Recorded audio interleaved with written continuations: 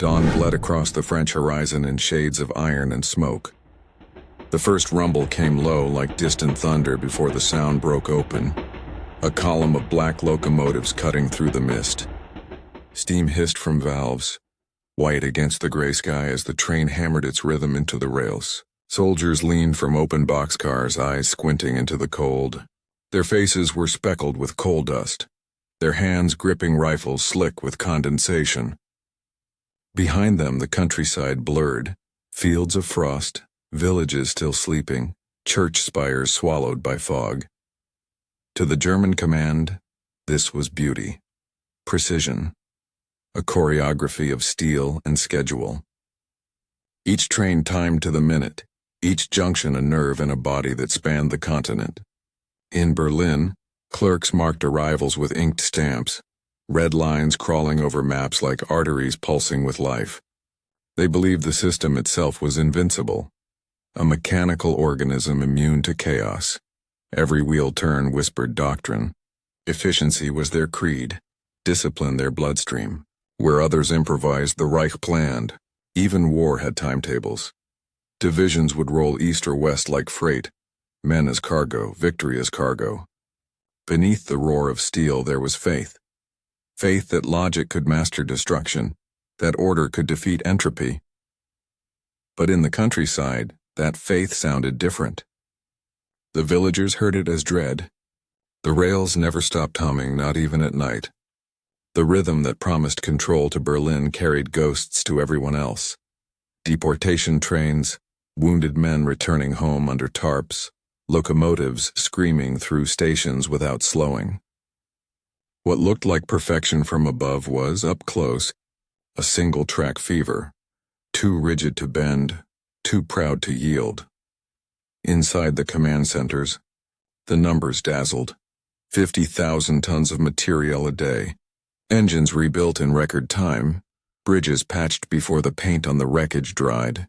The Reichsbahn was the quiet giant of the war, unseen yet omnipresent. Generals toasted to it. Civilians depended on it. And yet, hidden within that clockwork was its flaw.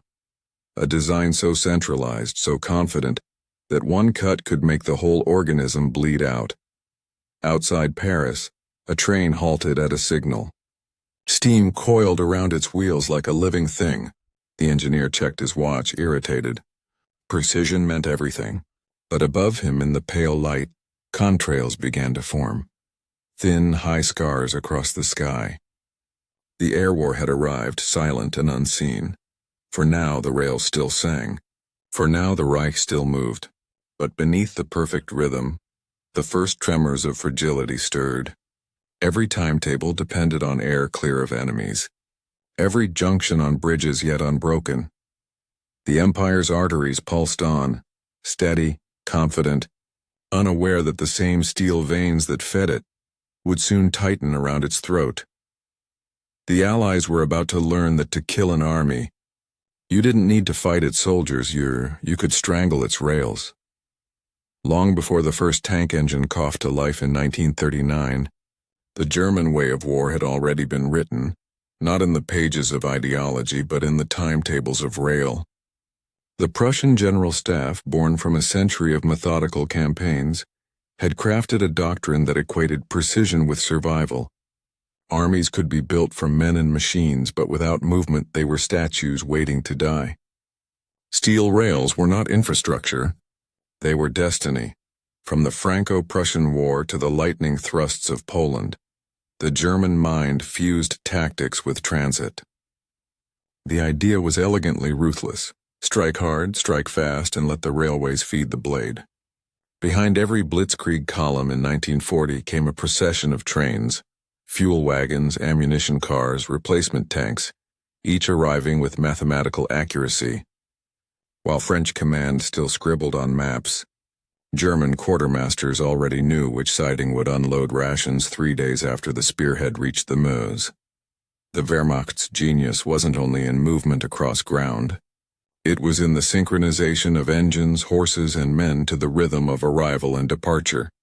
In those first months of conquest, the system appeared flawless. Trains followed the panzers as shadows follow light. When bridges fell, repair crews replaced them before dust settled. When the lead divisions halted to refuel, locomotives hissed to a stop within kilometers, cranes unloading barrels directly onto waiting trucks. The logistics staff called it Bewegungskrieg, the war of movement, but the soldiers knew it as the miracle of the rails.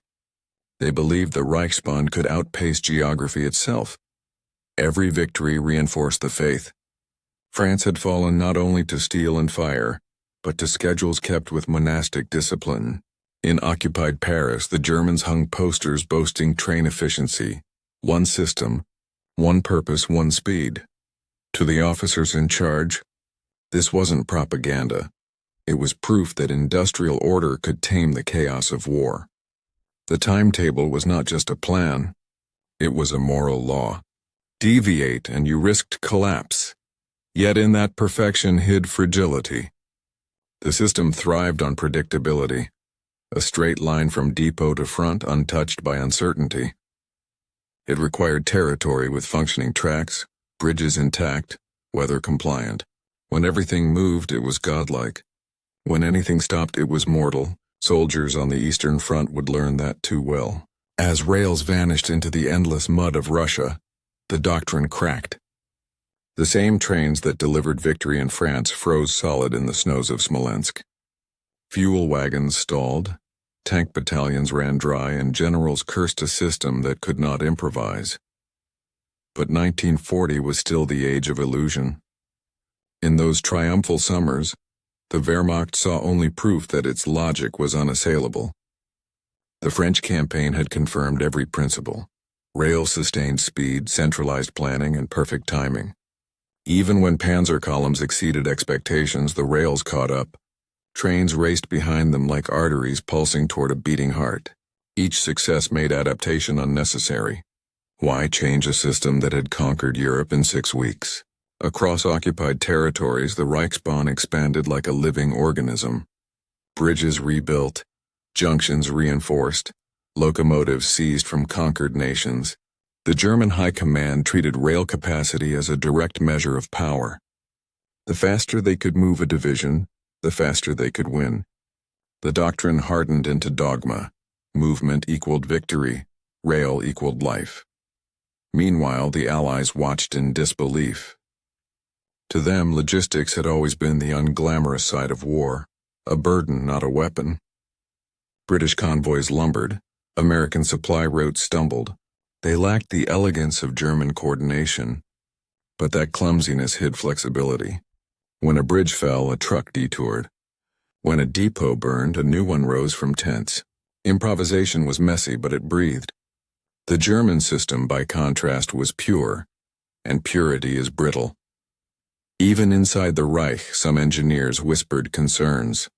What if the enemy learned to target the network itself? What if the same precision that powered victory became a map for destruction?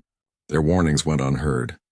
In Berlin, generals stared at charts showing trains arriving within 5 minutes of schedule across half a continent. It was statistical perfection, and perfection dulls fear. By 1943, the steel faith had become superstition. The Reich was still betting on its rails even as Allied bombers began to test their strength.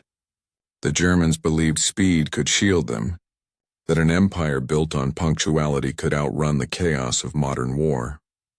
They didn't yet know that the future belonged not to the system that moved fastest, but to the one that could adapt when everything stopped. But across the Channel, a quieter revolution was taking shape, one that saw logistics not as a chain to protect, but as a weapon to wield. The smoke in the London war rooms was thicker than the fog outside. Cigarettes burned down to the filters as men leaned over maps that sprawled across entire tables. Europe sliced into lines of red and blue ink. The question, unspoken yet omnipresent, hung in the stale air. If we land in France, how do we feed 1 million men? It was late 1943, and victory on paper meant nothing without fuel in the trucks, bread in the mess tins, and shells stacked where the guns would roar. General Eisenhower sat silent at the head of the table, eyes fixed on the Channel. Around him, planners argued over tonnage, not tactics. "We can land the men," one British officer muttered, "but we can't keep them alive once they're there." The Germans had built their empire on precision. The Allies were discovering the tyranny of abundance. Their strength, vast industry, global reach, was also their weakness. Everything had to cross an ocean. Every bullet, every loaf, every drop of fuel would have to ride waves, dodge submarines, and then find its way across the wreckage of occupied France. The Germans had rails. The Allies had chaos. The ghosts of North Africa hovered in every conversation. Planners still remembered the nightmare at Kasserine, when supply convoys bogged down in dunes, when fuel drums vanished into sandstorms. Ships had arrived full, but depots overflowed without trucks to move their cargo. Men starved beside pyramids of canned rations. The lesson was bitter. Winning a battle meant nothing if you lost the road behind it. Eisenhower listened as arguments sharpened. Sir Miles Graham, the British logistician, spread a sheet of calculations before them. Tonnage, routes, port capacities. "To sustain 1,000,000 men," he said quietly, "we will need to move 35,000 tons a day, every day." The room went still. That meant ports. Deep, wide, secure. The kind the Germans would surely destroy before retreating. General Somerville, the American supply chief, exhaled smoke through his nose. "Then we'll build new ones," he said. Laughter rippled, nervous and short. No one yet imagined the floating harbors called mulberries, or the pipelines that would snake under the sea. Those were still sketches on napkins, sparks in the minds of engineers who refused to accept that geography was fate. In those early months, the Allied Logistical Corps was an orchestra of discord. British caution clashed with American scale. Army needs collided with Navy priorities. The RAF demanded fuel, the infantry demanded ammunition, and every commander demanded the impossible: speed. The Germans seemed untouchable, their trains running with mechanical precision, their supplies reaching the front like clockwork. In contrast, Allied ships waited in convoys for weeks, their holds rusting with undelivered promise. Outside the planning rooms, London felt the pressure. Docks overflowed with crates labeled for France. Every warehouse became a waiting room for invasion. Trucks rattled through blackout streets, their drivers swearing at traffic jams that felt more like trench warfare than preparation. In small offices near Piccadilly, typists retyped manifests for the 10th time. Proof that in war paperwork could weigh as much as ammunition. The problem wasn't courage. It was coherence. No one doubted the Allied will to fight, only their ability to move. The Germans had taught the world that war was rhythm. The Allies were still learning the tune. At sea, the cost of distance grew clearer. Liberty ships left American ports and convoys stretched over the horizon. Inside their hulls, fuel sloshed, food spoiled, engines corroded in salt. Some never arrived. Submarines prowled, silent and patient. Every ship sunk was not just a loss of cargo, but of time, the one resource no army could replace. When the cargo did make it ashore, the real battle began. North African veterans still told stories of trucks sinking into mud, of jeeps buried to their doors in coastal sand. Soldiers spent days unloading crates with bare hands because cranes had failed. A storm could scatter an entire operation into debris. To those on the ground, logistics wasn't theory. It was survival. And yet, amidst the frustration, something was changing. The failures in Tunisia and Sicily had burned away arrogance. The Allies began to see logistics not as a servant to battle, but as its master. Young officers who once dreamed of medals now obsessed over bridge capacities and fuel depots. They studied the enemy's precision and saw both its strength and its flaw.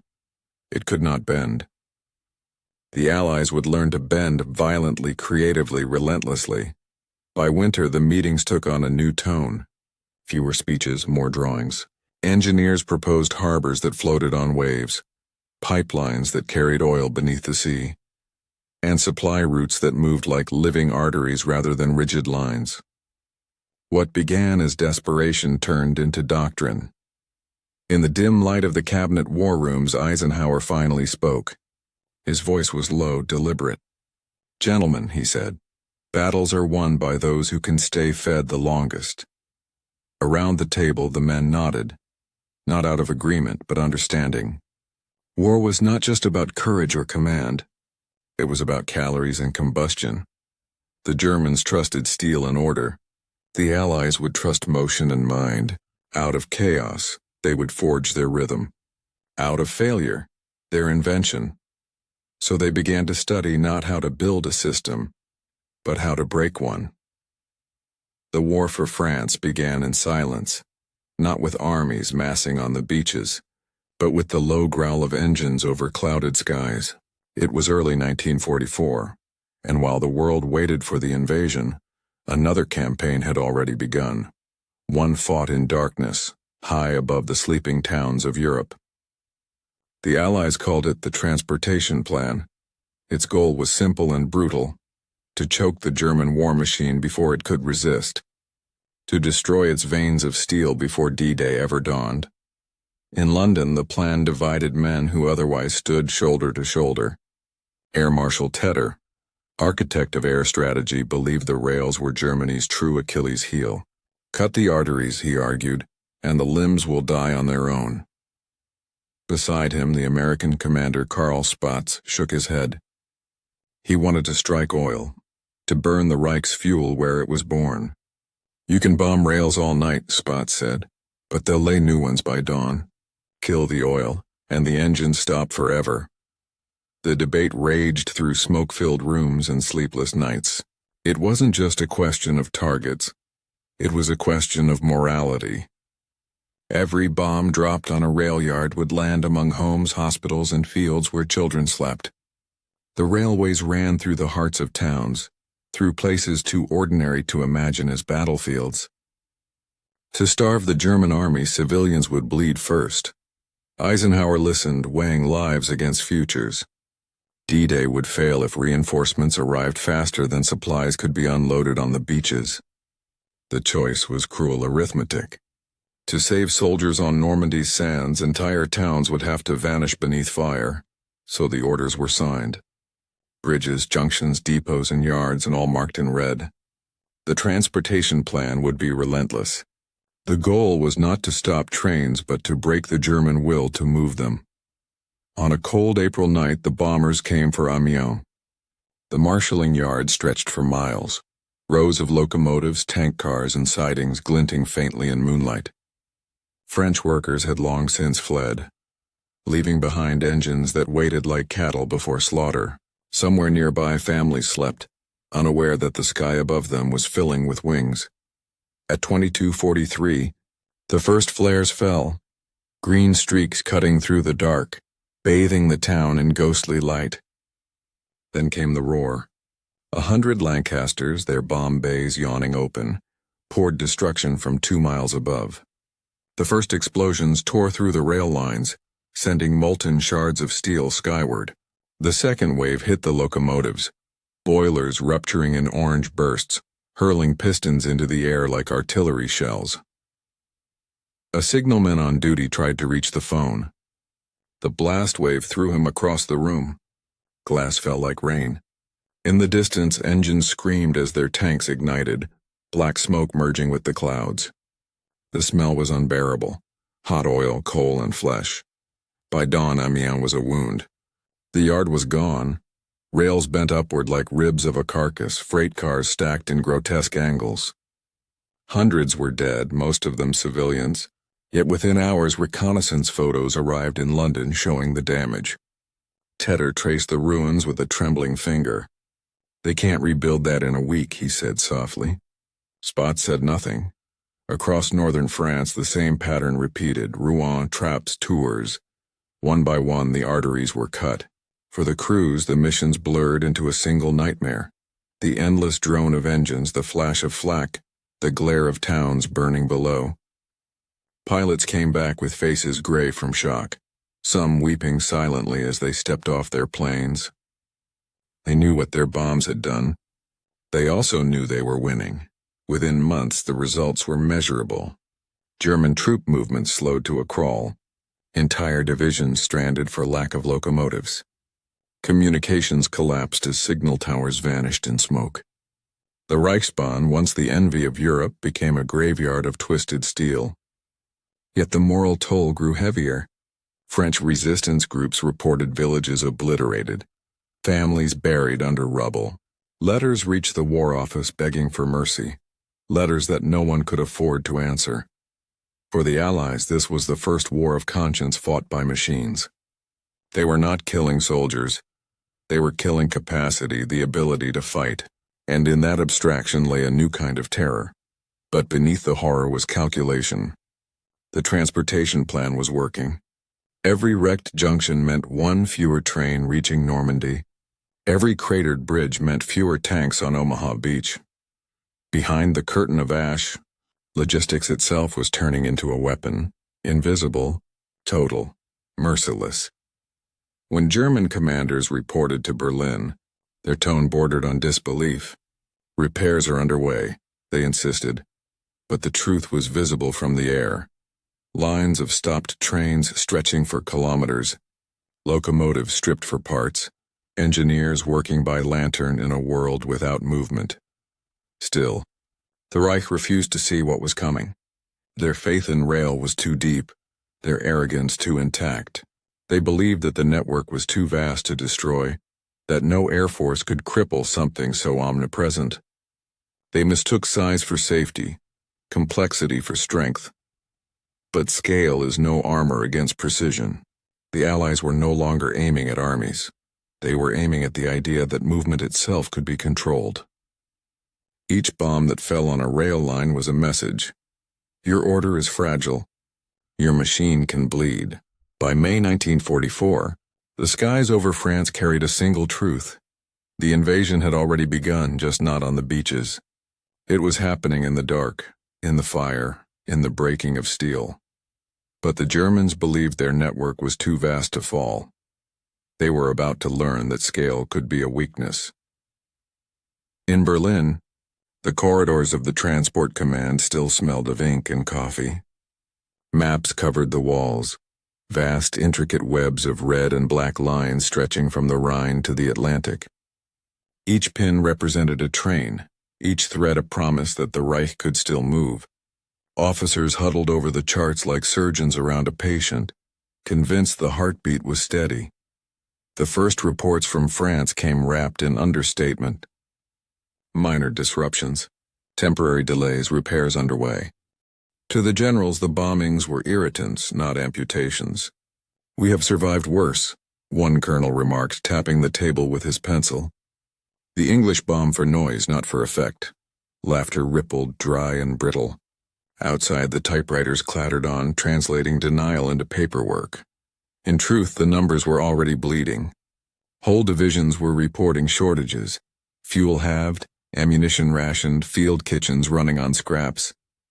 At Caen, tanks sat idle, their crews waiting for trains that never came. The depots were full, but the rails between them were shattered arteries. Supplies rotted behind the front, unreachable. Still, the officers in Berlin believed the illusion of motion. Every night, fresh rail plans were drafted. Diversions, bypasses, emergency spurs. Engineers worked tirelessly, hammering new lines beside the ruins of old ones. Bridges rose overnight from steel scavenged in scrapyards. To those in the field, the work felt heroic. To those in command, it proved invincibility. Yet every new path was shorter-lived than the last. Allied reconnaissance flew faster than hammers could strike. The moment a line reopened, the sky returned to erase it. The contrast grew unbearable. Intelligence reports declaring recovery, frontline units describing famine. Headquarters saw progress. The soldiers saw paralysis. In one intercepted letter from a German sergeant near Falaise, the truth trembled between the lines. We have shells but no way to move them. We have tanks but no fuel. We are surrounded not by enemies but by distance. Down in Caen, amid the rubble of the marshalling yards, a dispatcher named Karl Brenner stood on the platform, listening to the absence. For years his world had been noise, The hiss of brakes, the shriek of whistles, the metallic rhythm that never stopped. Tonight there was nothing. The last train had passed 2 days ago, carrying wounded westward. The rails now shone silver under the moon, untouched, unused. Silence pressed against his ears until it hurt. He walked along the line, lantern in hand, through a forest of twisted steel. The air smelled of soot and wet dust. Somewhere in the distance an engine burned, its wheels half buried in the cratered ground. Carl stopped, staring at it, a monument to motion that could no longer move. In that moment he understood what his superiors refused to. Silence was the new weapon. A dead rail didn't just delay, it suffocated. Back in Berlin, the Transport Ministry produced fresh charts redrawing the Reich's circulatory system. They still used the language of health: arteries, flow, pulse. No one dared call it what it was: decay.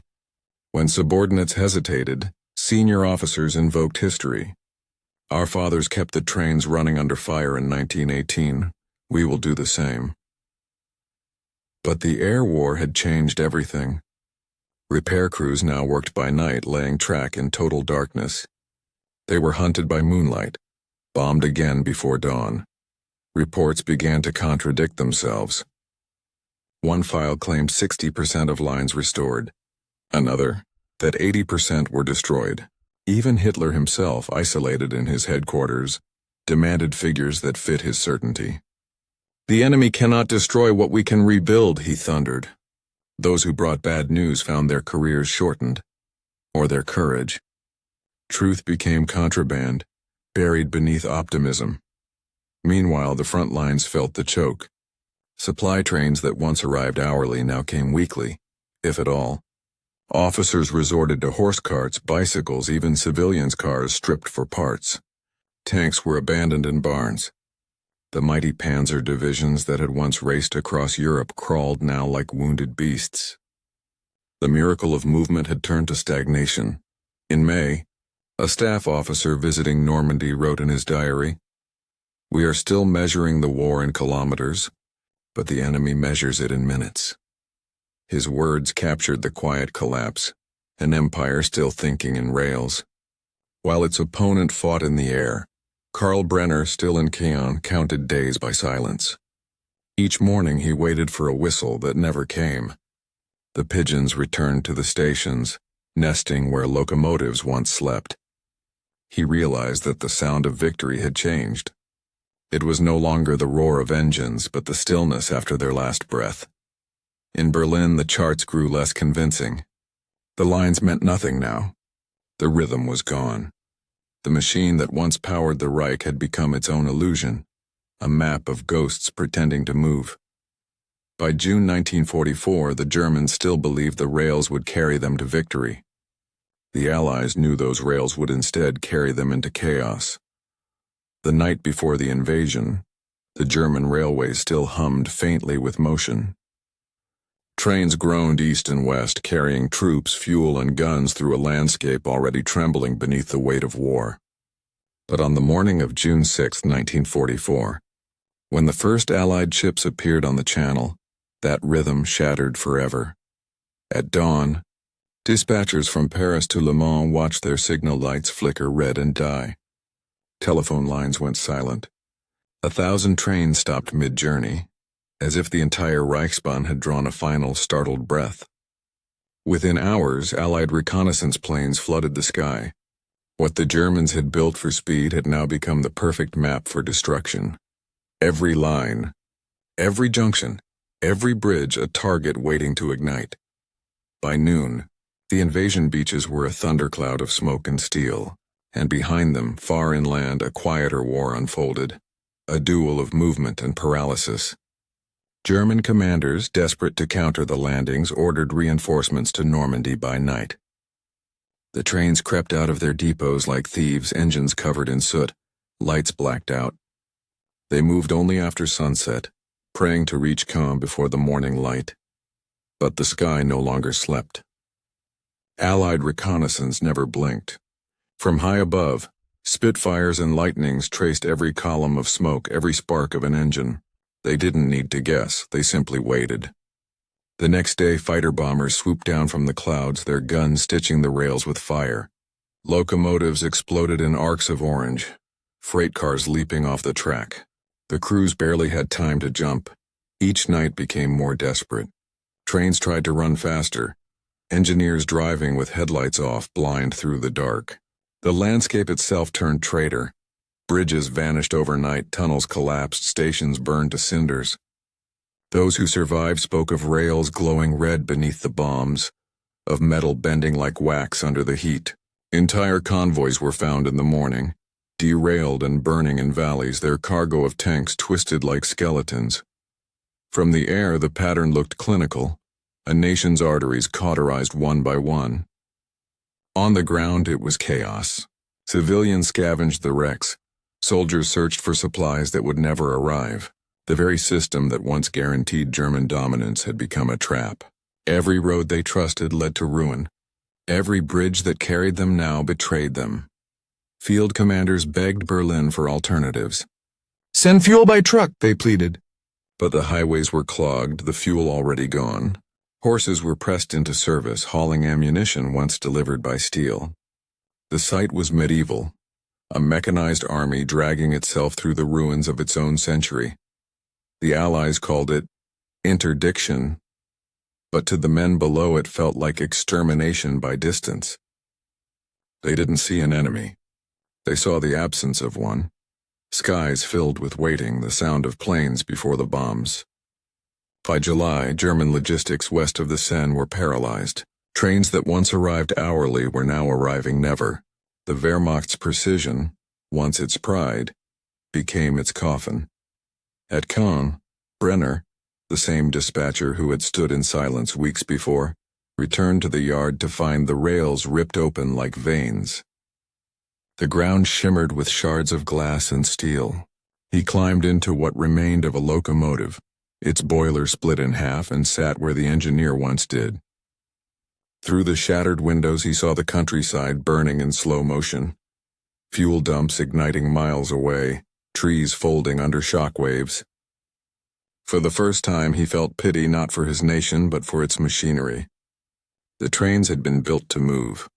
They were dying standing still. Meanwhile, the Allied airmen spoke of a strange exhilaration, a sense of witnessing the enemy's logic implode in real time. Each successful strike wasn't just a tactical win. It was an unmaking of an idea. The German belief that control could outlast chaos was being erased from the map. Movement, once their lifeblood, was now their liability. By late June, the countryside itself had turned against them. Abandoned cars blocked crossroads, wrecked engines choked tunnels, and rivers glimmered with floating debris. The more the Germans struggled to move, the more visible they became. The faster they tried to run, the sooner they burned. Every attempt at repair was followed by new destruction. Crews worked in darkness only to be annihilated by dawn. Bridges were rebuilt 3-4 times until the engineers stopped counting. One officer described the futility in his journal. "We are building graves, not railways." The German army had once measured its confidence in kilometers per hour. Now it measured survival in meters per day. Tanks arrived at the front without fuel. Soldiers marched without ammunition. Commanders tried to improvise, but the system was built for perfection, not desperation. The rails had promised them speed. Now they offered only exposure. By mid-July, the rail yards were graveyards. Crows perched on the smokestacks. The air stank of burned oil and rust. The German High Command still issued orders for reinforcements by rail, unaware that most of the network was gone.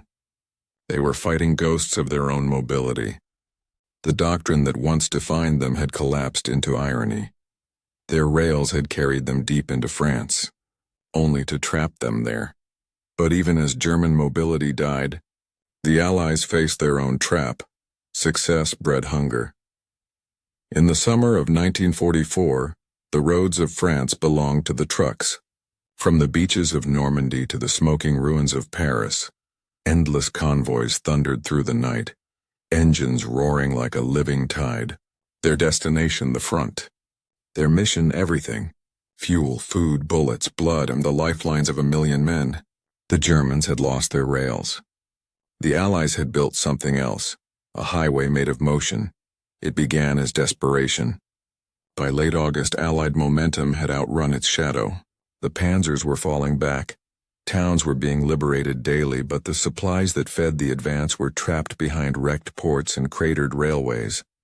The faster the Allies moved, the hungrier they became. Tanks sat dry on the roadside. Artillery units begged for shells. The miracle of Normandy was in danger of starving itself. At a command post outside Cherbourg, logistics officers gathered under a flickering lamp. Maps sprawled across a truck hood, pins marking the chaotic sprawl of progress. Someone drew a red line from the ports to the front, a simple defiant artery through the heart of France. "We'll move it all by road," an officer said. Non-stop. The plan was reckless, almost absurd. But war had taught the Allies to gamble with ingenuity. The operation was christened the Red Ball Express, named after the red circular signs that would mark the convoy routes. What followed was not a plan, but a pulse. In the weeks that followed, more than 6,000 trucks began to roll. Two-way traffic was banned. The roads became one-direction veins of supply. From dawn to dusk and back again, engines growled and men sweated through their uniforms. The convoys carried everything from gasoline and jerry cans to artillery shells stacked like silver bricks. Each driver became a lifeline. Most of them were young, many barely 20. Nearly 3/4 were African American, soldiers who had been assigned to the rear, told they would never see glory. Now they carried the war on their shoulders. They drove through blackout nights, through rain and tracer fire, guided only by the red markers glowing faintly in the dark. "Keep 'em rolling" became their creed. They didn't have rail schedules or timetables. They had instinct, luck, and willpower. The roads were chaos. Mud swallowed tires, bridges collapsed, engines overheated. Yet the convoys never stopped. Men slept sitting upright, steering with one hand and dreaming with the other. Some convoys ran for 70 hours straight. Drivers joked grimly that the only rule of the Red Ball was, don't stop for anything, not even God. In contrast, the Germans clung to their doctrine of rails, fixed, fragile, and doomed. Their trains sat useless in the yards, bombed to ash. Their commanders waited for timetables that would never arrive. Meanwhile, the Americans invented a new language of logistics, motion as command. They turned chaos into rhythm, accident into adaptation. From the air, the convoys looked like veins glowing red against the dark landscape, headlights covered, engines burning hot. Every curve of the route told a story of improvisation. When bridges were gone, engineers built new ones overnight out of scrap and sweat. When roads flooded, they drove through fields. When fuel ran low, they siphoned from wrecks or even enemy tanks. Each driver was part mechanic, part navigator, part gambler. One soldier, Private Eddie Carter, later recalled, "We didn't have no maps, no lights, no radios. Just guts. You'd be driving 50 trucks deep and all you could see was the glow of the exhaust ahead of you, and you'd pray the man in front didn't stop. For these men, war wasn't fought with rifles. It was fought with transmissions and oil. The Red Ball became more than supply. It was identity. Newspapers called it the steel artery of freedom. Commanders called it a miracle. In 6 weeks it delivered over 400,000 tons of materiel.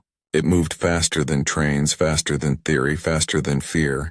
It kept the Allies alive, and it was built not by planners but by drivers who refused to fail. The contrast with the Germans could not have been starker. Where the Reich worshipped order, the Allies thrived in disorder. Where the Germans trusted charts, the Americans trusted chance. Their convoys didn't follow doctrine, they invented it. Every breakdown, every mud-choked road became a lesson. The Red Ball Express turned chaos into infrastructure, speed into survival. But it came at a price. Accidents were constant. Trucks crashed, overturned, caught fire. Men died quietly in ditches, buried under the cargo they carried. Exhaustion blurred the line between courage and madness. Yet they kept moving. One witness wrote, You could see their eyes, red from no sleep, their faces blackened by smoke, and still they'd wave as they passed, like ghosts driving toward daylight. By September, the Red Ball's roar could be heard day and night. The convoys didn't just feed the front. They became the front's echo, the heartbeat behind every victory. The roads shook under their weight, turning dust into history. And as the Allies surged east, the red lines on the map multiplied, arteries branching across a liberated continent. For the Germans, watching from their wrecked command posts, it was incomprehensible. How could an enemy fight without rails, without order, without precision? The answer was rolling past them in clouds of dust. Improvisation, courage, and motion. The antithesis of their own rigidity. In the end, the Red Ball Express wasn't just logistics. It was proof that adaptability could defeat perfection. That movement itself, unpredictable, relentless, was the new law of war. And while the Allies built roads of freedom, the Germans sank deeper into the trap they'd forged themselves. By the autumn of 1944, the Reich's engines had fallen silent. Where once the rails had sung with precision, now they lay buried under the wreckage of their own promise. Locomotives stood abandoned on sidings, their boilers cold, their wheels frozen by rust and neglect. The great arteries of the German war machine, the steel veins that had carried empires, had hardened into tombstones. The war that began with motion now withered in stillness. In the east, trains meant for the front never left their depots. In the west, locomotives that once screamed through France were cannibalized for parts. Entire yards became graveyards, rows of skeletal engines stripped to the bone. The air stank of oil and mildew, the sweet rot of machinery long dead. The Reichsbahn, once a symbol of industrial supremacy, had become an empire of ghosts. Fuel was the new enemy. Without it, every machine, tank, truck, plane, turned from weapon to burden. In the fields around Arnhem, German units waited for supplies that never came. The Arnhem counterattack, planned as a swift armored thrust, sputtered before it began. Tank crews siphoned fuel from ambulances. Officers tore maps apart in frustration. A single air raid on a rail junction could doom an entire division. The network that had once united Europe now isolated it. At headquarters, the reports were agony disguised as optimism. Temporary delays, reduced mobility, unexpected shortages. The euphemisms grew thinner with each passing week. Train schedules were replaced by hope. The order of the rails collapsed into the chaos of survival. Supply officers spoke in whispers, afraid to admit what every soldier already knew. The machine had stopped breathing. In the Ardennes, winter came early, bringing with it the last gamble, the final, doomed counteroffensive.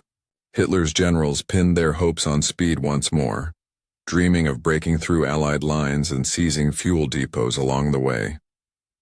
It was the old faith resurrected, movement to salvation. But the roads were frozen, the skies Allied, and the rails gone.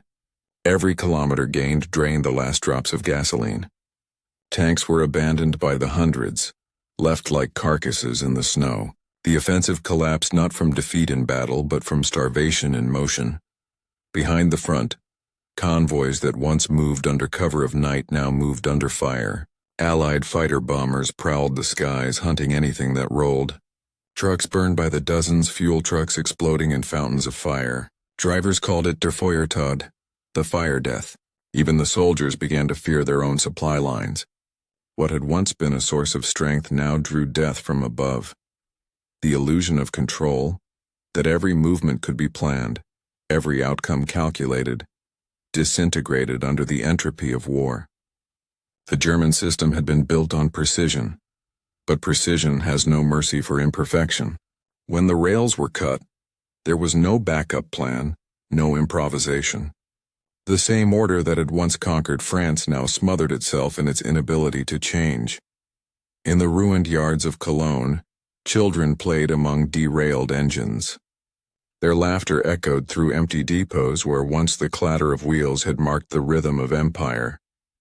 A station master, once proud of his spotless uniform, now swept ash from the platform with bare hands. The Reichsbahn's motto, pünktlich und stark, punctual and strong, still hung on cracked tiles above his head, a relic of a faith that had outlived its world. Even the soldiers began to understand. Letters from the front spoke less of the enemy and more of exhaustion.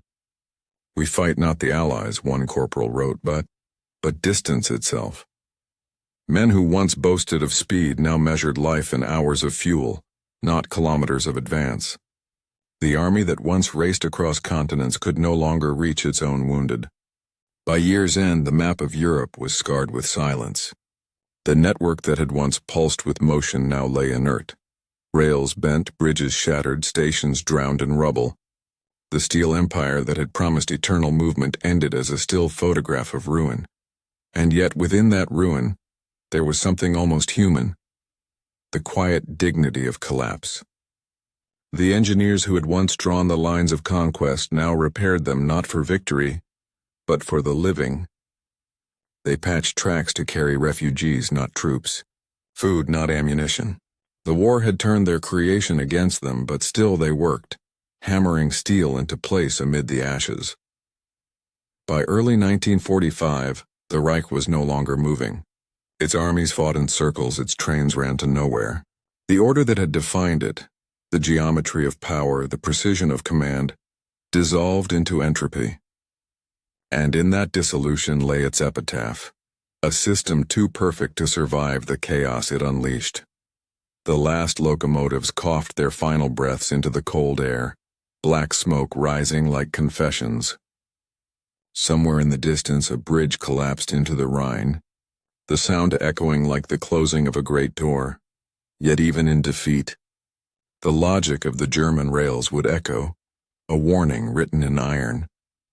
When the guns finally fell silent in 1945, the armies that had mastered movement began to master reflection.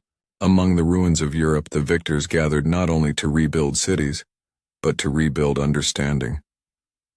For the Allies, the war had taught an immutable truth.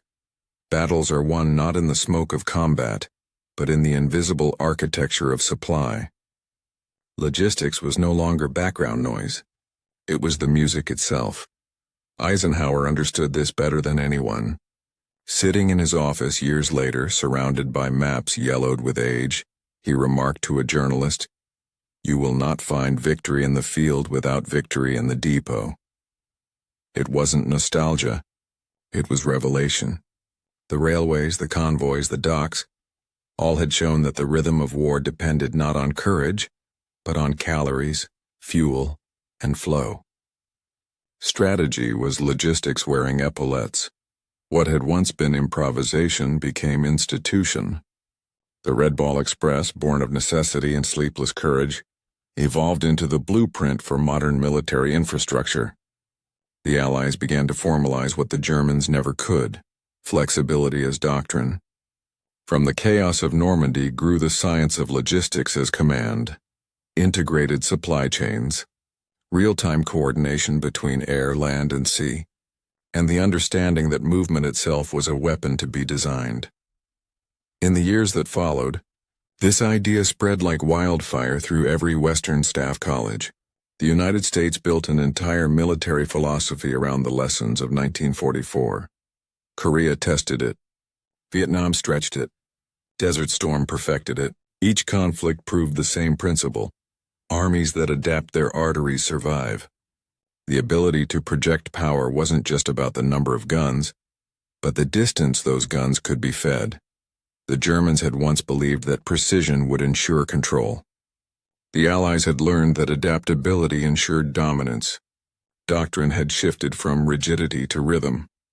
Military planners began to see the battlefield as an organism, not a series of points to be captured, but a living system to be nourished.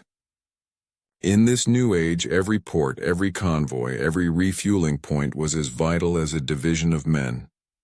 The depot had become the new fortress. Eisenhower's successors institutionalized what he called the logic of endurance.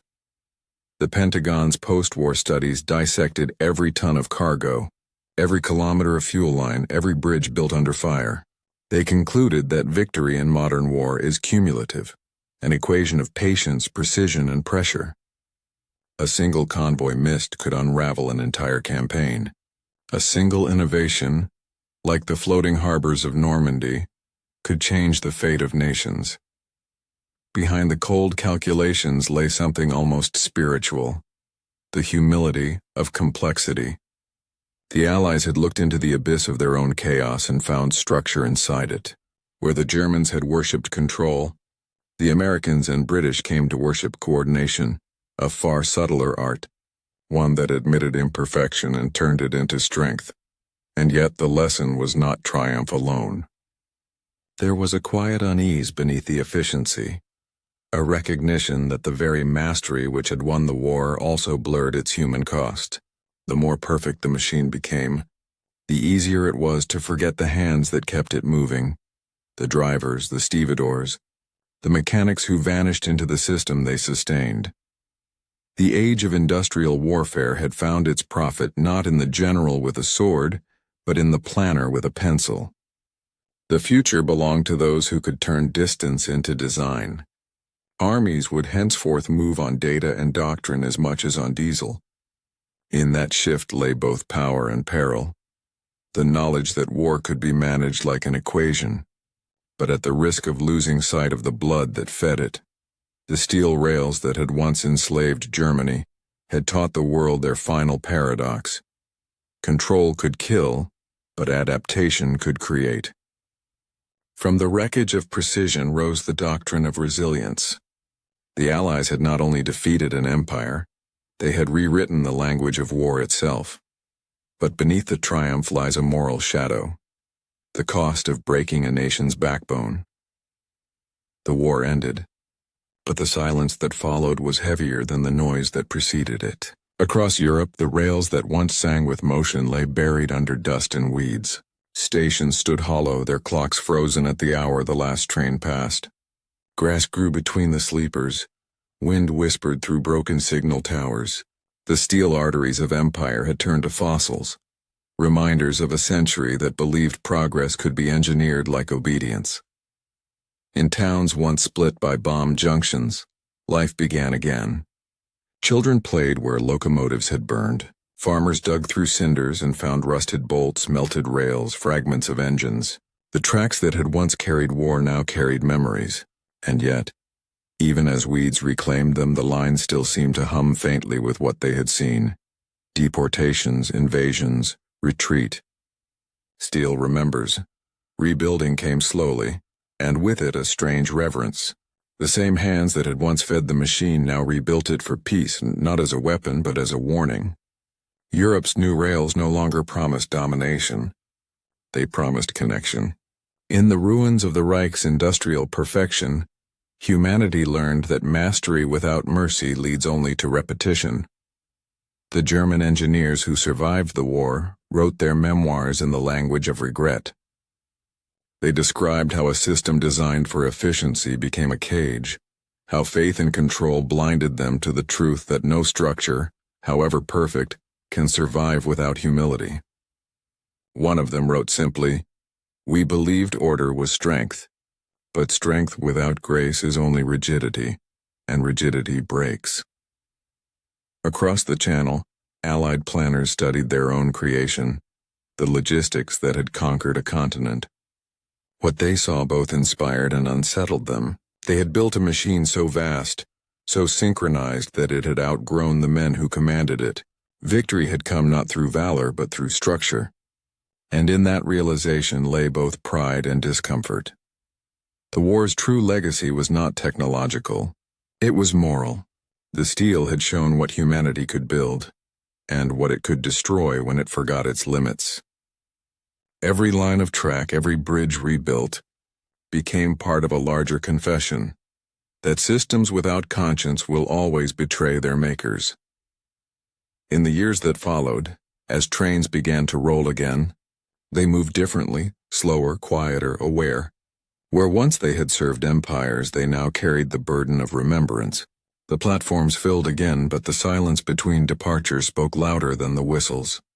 Europe learned that progress was not the speed of its trains, but the restraint of its purpose. the contrast that had defined the war. Order against chaos, steel against spirit, doctrine against humanity, found its resolution not in conquest but in reflection.